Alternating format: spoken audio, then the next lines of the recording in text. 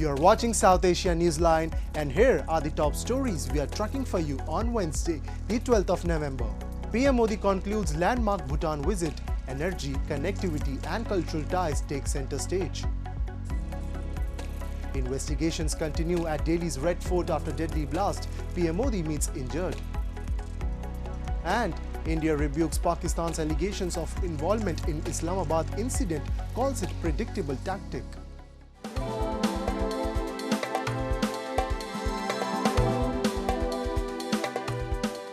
And now for all the details.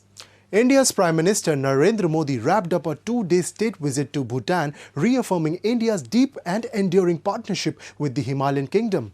The visit marked a new chapter in bilateral cooperation across sectors such as energy, connectivity and technology. We have a report.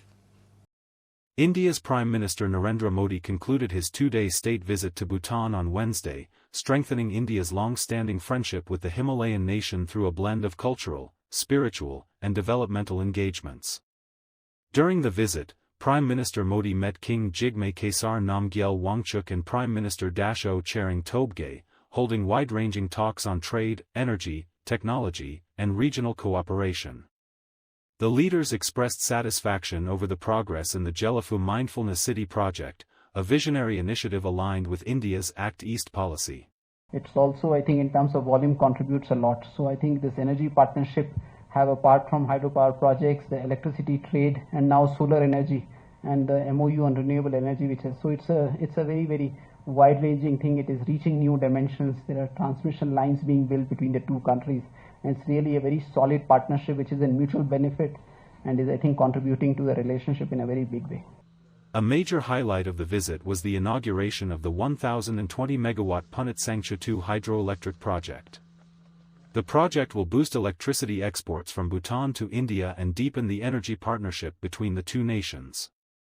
India also announced a concessional line of credit worth 4,000 rupees crore for Bhutan's energy projects and reaffirmed support for Bhutan's 13th five-year plan and economic stimulus program.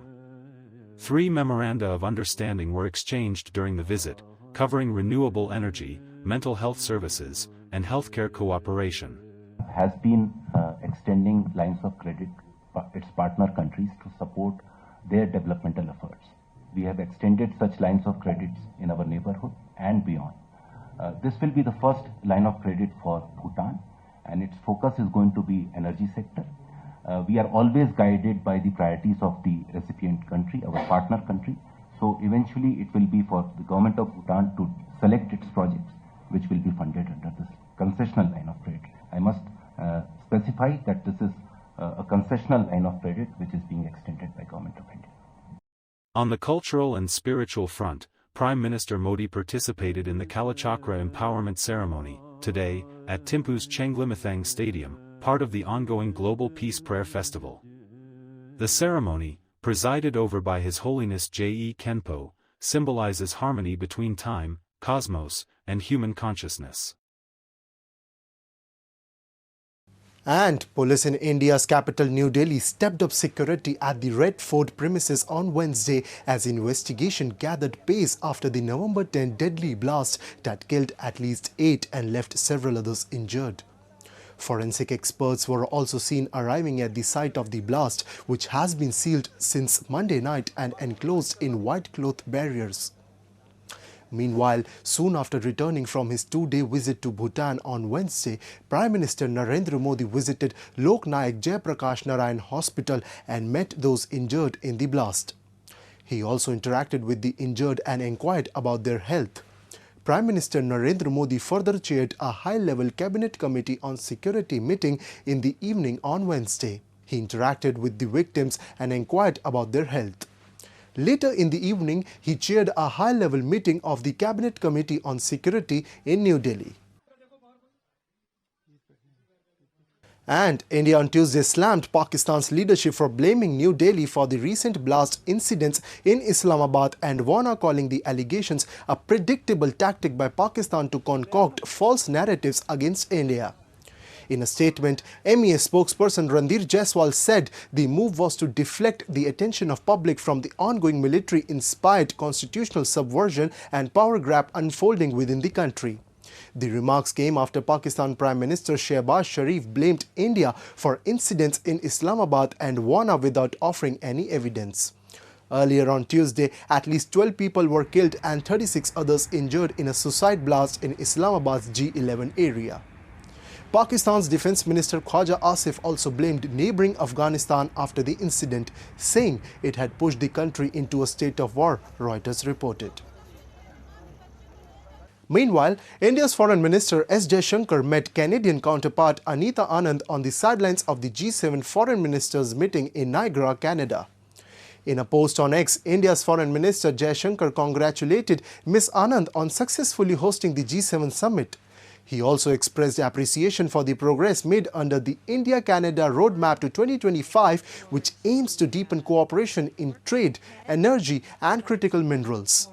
Canadian Foreign Minister Anita echoed those sentiments in a post on X, noting that the discussion covered trade, energy and security and people-to-people ties, key areas where both nations see major potential for collaboration.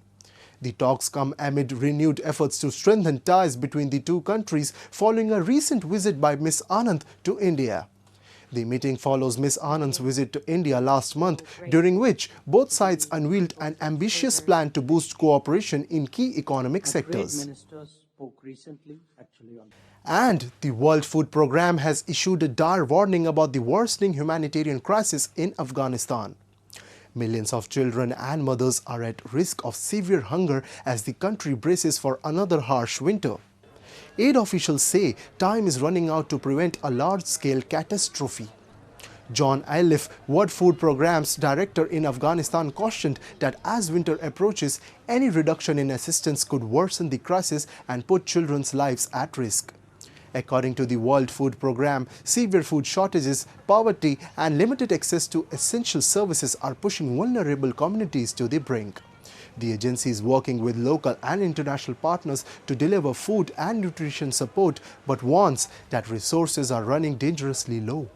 Experts say without a significant boost in international aid, the coming months could bring widespread malnutrition and disease, particularly among women and children in remote regions. The World Food Programme warns that without urgent international support, this winter could become a deadly season for millions. A group of Gen Z leaders in Nepal has finalized a draft agreement that urges the government to recognize the Gen Z uprising of September 8 to 9 this year as a political movement and a response to dissatisfaction with the country's democratic processes, lack of representation, and growing distrust in the governance structure. According to the Kathmandu Post, the draft agreement is to be signed with the government and submitted to the interim Prime Minister Sushila Karki's advisors. The government is expected to examine the 9-point proposal, which seeks to institutionalize the demands and political message emerging from the Gen Z uprising. That's all in tonight's edition. We'll see you same time tomorrow. Good night.